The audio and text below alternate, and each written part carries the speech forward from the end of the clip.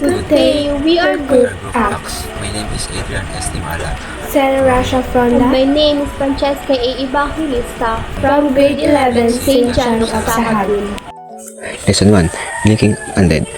When we was making your blinking LED project, we had a hard time connecting the wires properly because the LED didn't light off at first. We realized I placed it in the wrong spot on the breadboard. We also made a few mistakes in your code, so we had to recheck it and upload it again. After fixing the wiring and code, the LED finally started blinking the way we wanted.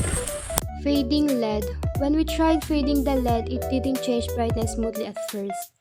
Some connections were loose, and the timing in the code wasn't right. We had to adjust both the wiring and the code. Alternating blinking LED.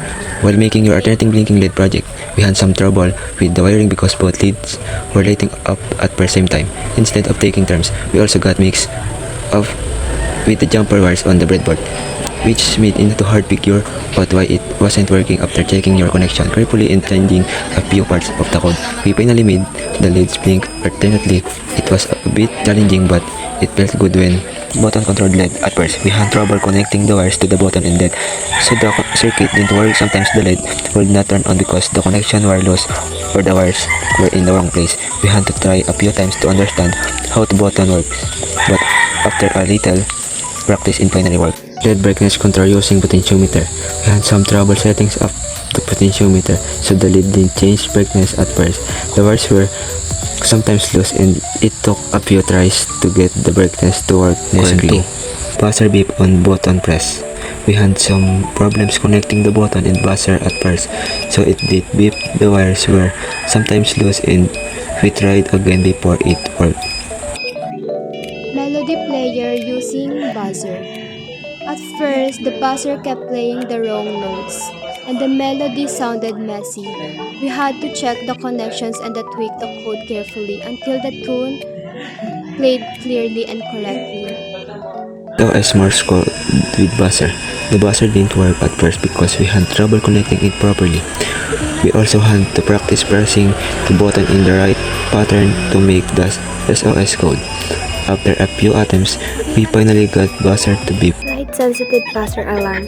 The buzzer didn't go off at first because we had trouble connecting the light sensor correctly. We almost had to figure out the right position for the sensor so it would detect darkness.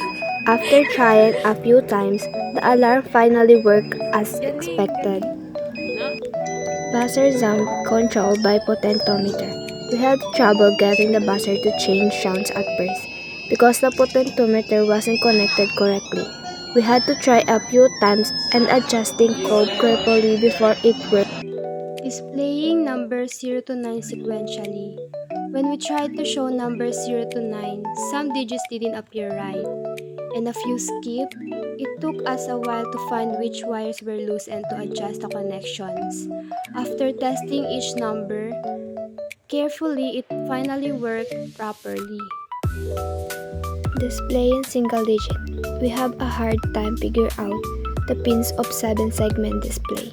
At first, some connections were loose, so the number didn't show. After fixing the wires, it finally worked.